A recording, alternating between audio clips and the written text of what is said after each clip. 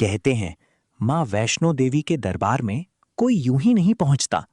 जब तक माँ का बुलावा ना हो तब तक रास्ते भी नहीं खुलते। इस बार शायद हमारा भी बुलावा आ चुका था। एक ऐसा सफर जिसमें रास्ता आसान नहीं था, कदम थकने वाले थे, लेकिन दिल में सिर्फ एक ही मंजिल थी, माँ वैष्णो देवी का दरबार। तो आइए शुरू करते हैं हमारी उस यात्रा को, जो सिर्फ एक सफर नहीं, एक एहसास थी। और हाँ, अगर आप भी माँ वैष्णो देवी की यात्रा की प्लानिंग कर रहे हैं तो इस वीडियो को आखिर तक जरूर देखिएगा, क्योंकि यात्रा के अंत में मैं आपको बताऊंगा ऑनलाइन पर्ची और रोपवे की बुकिंग कैसे करें, रहने के लिए कौन सी जगह बेहतर है और पूरी यात्रा में हमारा कितना खर्च आया। लेकिन उससे पहले चलिए आपको दिखाते हैं कि ग्वालियर से शुरू हुआ हमारा ये सफर आखिर माँ के दरबार तक कैसे पहुंचा। ग्वालियर से शुरू हुआ हमारा ये सफर धीरे धीरे आगे बढ़ने लगा। रास्ते में सबसे पहले आया नई दिल्ली, फिर ट्रेन बढ़ती गई पानीपत की ओर और उसके बाद अंबाला, लुधियाना और जलंधर। हर स्टेशन के साथ शहर बदलते गए, नज़ारे बदलते गए। पठानकोट पहुंचे तो महसूस होने लगा कि अब मंजिल बहुत दूर नहीं है। फिर आया जम्मू और जम्मू के बाद हमारी ट्रेन बढ़ चली कटरा की ओर।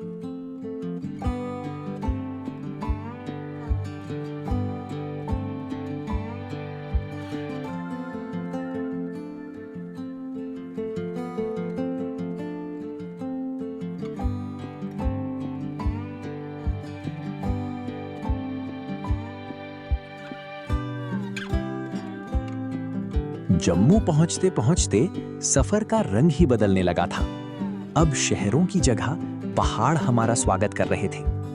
ट्रेन जैसे जैसे आगे बढ़ती गई, रास्ते में आने वाली सुरंगें और पहाड़ों के बीच से गुजरती पटरियां, हर मोड़ पर एक नया नजारा दिखाई दे रहा था।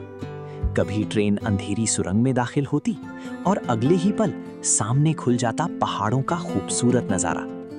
ऐसा लग रहा था जैसे प्रकृति खुद हमें हमारी मंजिल की ओर लेकर जा रही हो। और फिर आखिरकार वो पल आया जब हमारी ट्रेन पहुंच गई कटरा। कटरा, जहां से शुरू होने वाली थी हमारी असली यात्रा, मां वैष्णो देवी के दरबार की। कटरा पहुंचने के बाद अब सफर का अगला पड़ाव था। सबसे पहले हमने काउंटर से अपना RFID कार्ड बनवाया, क्योंकि अब हमें आगे बढ़ना था मां के दरबार की ओर। RFID कार्ड लेकर हम आगे बढ़े एंट्री गेट की तरफ। लेकिन वहां पहुंचते ही एहसास हुआ कि आज यहां श्रद्धालुओं की काफी भीड़ थी। लंबी कतारें, चारों तरफ भक्तों की भीड़, हर कोई बस एक ही मंजिल की तरफ बढ़ रहा था, मां वैष्णो देवी के दरबार की ओर। और अब हमारी पैदल यात्रा शुरू होने वाली थी।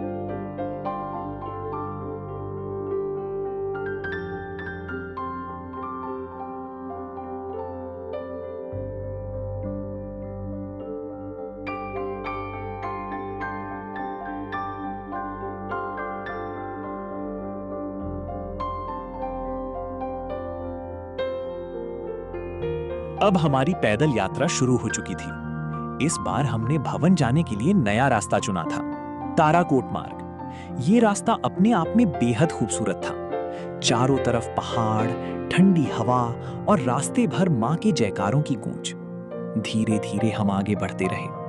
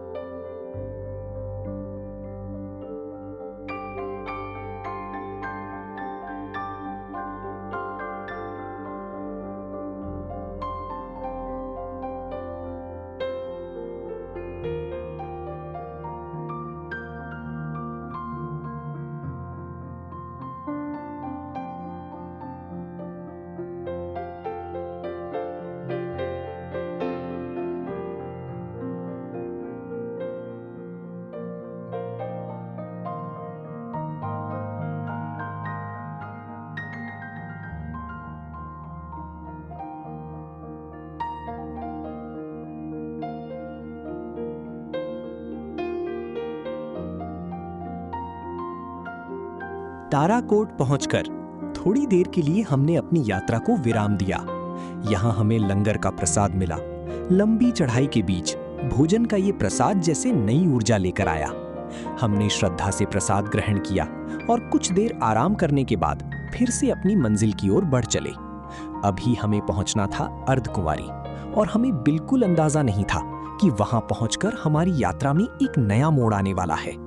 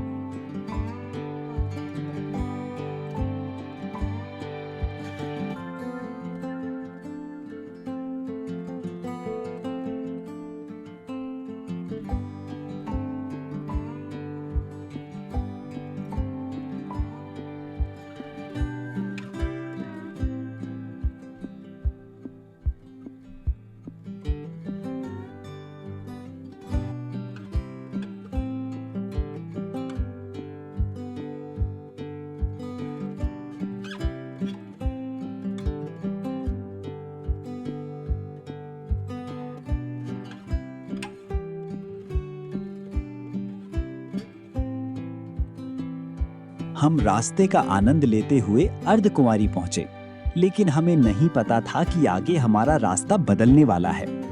हिमकोटी मार्ग बंद था, इसलिए अर्धकुंवारी पहुंचने के बाद हमें दूसरा रास्ता लेना पड़ा और फिर हमने चुना हाथी माथा वाला रास्ता।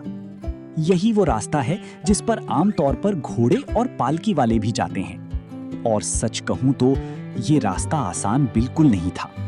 चढ़ाई लगातार बढ़ती जा रही थी, कदम भारी होते जा रहे थे, लेकिन मंजिल सामने थी, मां वैष्णो देवी का दरबार। इसलिए रुकना नहीं था, बस चलते जाना था।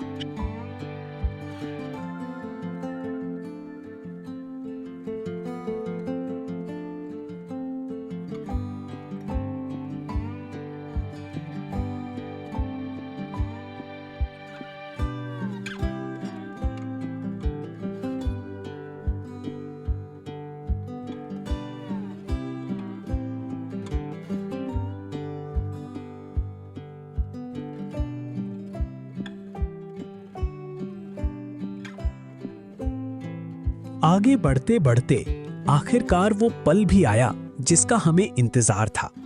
दूर से पहली बार मां के भवन की झलक दिखाई दी। इतनी दूर से भी उस एक झलक ने पूरी थकान जैसे भुला दी। कदम अब भी थके हुए थे, लेकिन मन में एक अलग ही उत्साह था। हम धीरे धीरे भवन की ओर बढ़ते गए और फिर हम पहुंच गए मां के दरबार में। भवन के अंदर फोन और कैमरा ले जाना अलाउड नहीं था, इसलिए वहां के पलों को कैमरा में कैद नहीं कर पाए।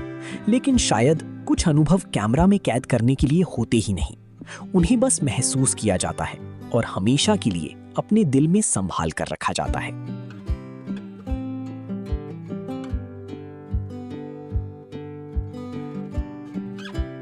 मां के दरबार में दर्शन के बाद अब हमारी यात्रा का अगला पड़ाव था भैरव बाबा का मंदिर। भवन से आगे हम भैरव बाबा के दर्शन के लिए निकल पड़े। इस बार हमने पैदल जाने के बजाय रोपवे से जाने का फैसला किया था और इसकी ऑनलाइन बुकिंग हमने पहले ही कर रखी थी। अब बस इंतजार था रोपवे तक पहुंचने का। रोपवे में बैठते ही जैसे पूरी यात्रा का नजारा बदल गया।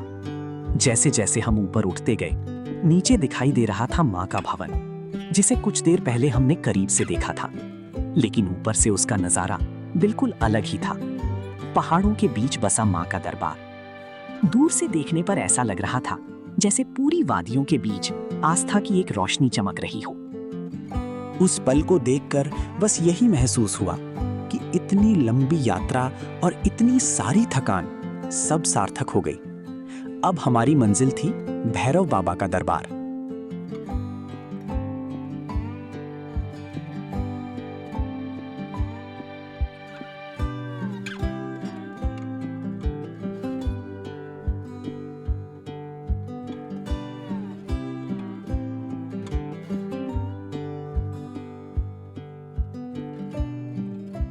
रोपवे से उतरकर अब हम पहुंच चुके थे भैरव बाबा के दरबार में। यहाँ भी कैमरा और फोन अंदर ले जाने की अनुमति नहीं थी, इसलिए हमने कैमरा को यहीं रोक दिया और आगे बढ़े बाबा के दर्शन के लिए। दर्शन के बाद जब हम बाहर आए तो वहां बनी चबूतरे से चारों तरफ का नजारा देखने का मौका मिला। ऊंचे पहाड़, गहरी वादियां और दूर तक फैली खूबसूरत प्रकृति। वहां खड़े होकर ऐसा लग रहा था जैसे पूरी यात्रा की थकान इस एक नजारे में कहीं खो गई हो। मां के दरबार से लेकर भैरव बाबा तक ये सफर सच में यादगार बन चुका था।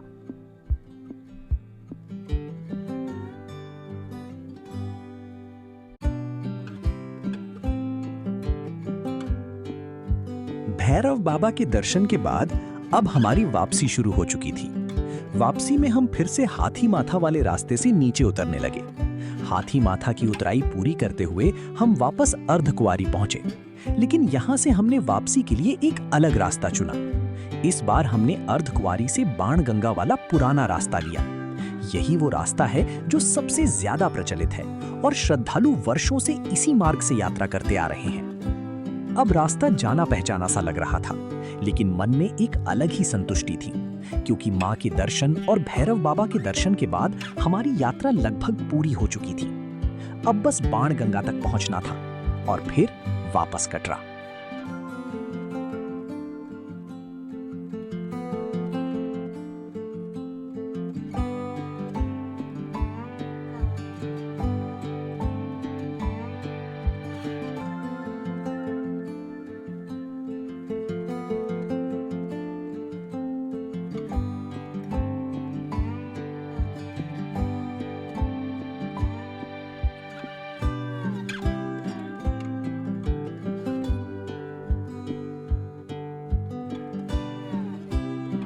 बाणगंगा से होते हुए आखिरकार हम वापस कटरा पहुंच गए। रात की इस यात्रा के बाद सुबह का कटरा एक अलग ही रूप में दिखाई दे रहा था। ठंडी सुबह, शांत वातावरण और चारों तरफ पहाड़ों का खूबसूरत नजारा। यात्रा पूरी हो चुकी थी, लेकिन शायद मन अभी भी उन्हीं पहाड़ों में कहीं ठहरा हुआ था। इसके बाद हम पहुंचे कटरा रेलवे स्टेशन और अपनी वापसी की ट्रेन में सवार हो गए। ट्रेन जैसे जैसे कटरा से दूर होती गई, वही पहाड़, वही रास्ते जो आते वक्त पहली बार देखे थे, अब पीछे छूटते जा रहे थे। बस फर्क इतना था कि आते समय हम एक यात्रा शुरू करने जा रहे थे और अब अपने साथ मां के दर्शन की यादें लेकर वापस लौट रहे थे।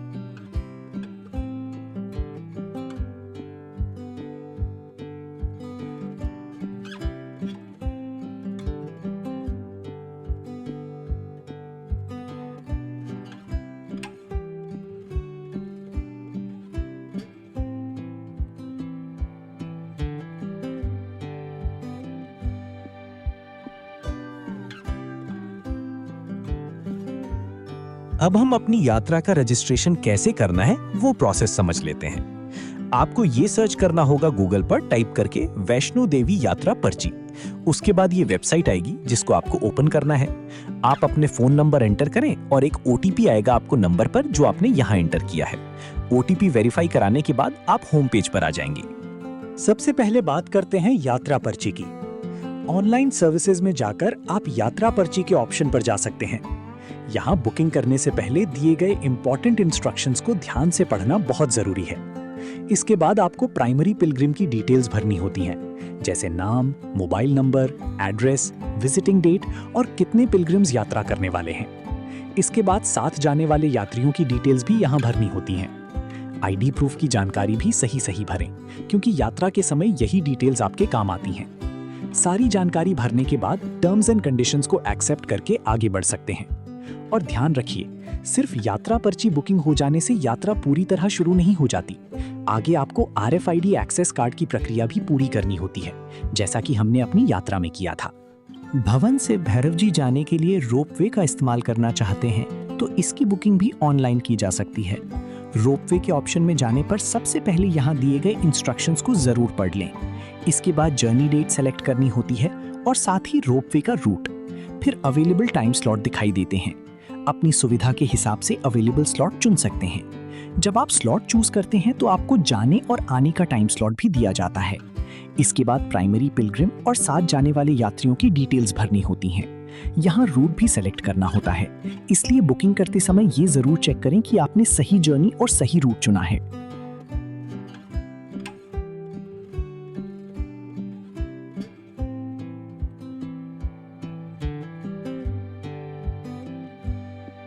इसके अलावा अगर आप हेलीकॉप्टर सर्विस लेना चाहते हैं तो उसकी बुकिंग का ऑप्शन भी इसी ऑनलाइन पोर्टल पर मिलता है।